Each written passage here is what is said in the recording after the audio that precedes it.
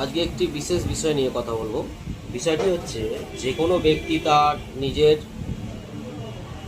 যে নিজের লক্ষ্য পূরণ বা তার স্বপ্ন পূরণ করতে পারবে কিনা নিজের চেষ্টায়, এই ব্যাপারটি নিয়ে কথা বলবো।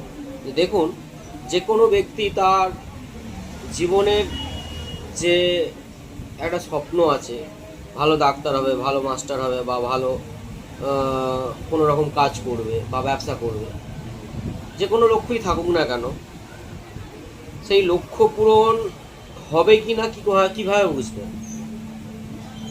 এটি বোঝার একটি উপায় আছে, যেটি হচ্ছে নিজস্ব জন্মকুণ্ডলীর মধ্যে যদি লগ্নভাব, তৃতীয় ভাব, পঞ্চম ভাব, একাদশ ভাব জোরালো সম্পর্ক স্থাপন করে এবং তার সাথে বৃহস্পতি, শনি, মঙ্গল ঘনিষ্ঠ সম্পর্ক স্থাপন করে, তাহলে কিন্তু একটি ব্যক্তি তার জীবনে স্বপ্ন পূরণ করতে পারে বা তার নিজের লক্ষ্যে স্থির থেকে তার মনের ইচ্ছা পূরণ করতে পারে।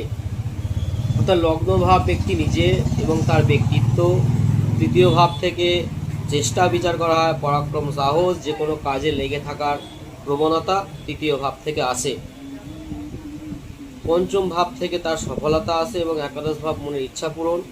শনি হচ্ছে ধৈর্যের কারক গ্রহ এবং যে কোনো জিনিসের প্রতি লেগে থাকা, এটি শনি গ্রহ দিয়ে থাকে। সঠিক কর্ম চয়ন করা বা সঠিক জ্ঞানকে কাজে লাগিয়ে সেই কর্মের পথে এগিয়ে যাওয়া, এটি দিয়ে থাকে বৃহস্পতি। এবং নিজের জেদ, যে আমি আমার স্বপ্ন পূরণ করবই, এই জেদকে বাড়িয়ে দেয় হচ্ছে মঙ্গল। অর্থাৎ এই যে ভাবগুলো বললাম, এই ভাবগুলোর সঙ্গে যদি এই বৃহস্পতি, শনি, মঙ্গল জোড়ালো সম্পর্ক স্থাপন হয়ে থাকে, তাহলে আপনারা শিওর হয়ে যাবেন আপনাদের জীবনে যে স্বপ্ন আছে সেই স্বপ্ন কোনো না কোনো দিন পূরণ হবেই হবে, এটুকু আপনারা শিওর থাকুন। এই ছিল আজকের ছোট বিষয়ের উপর একটি কথা। নমস্কার, ভালো থাকবেন।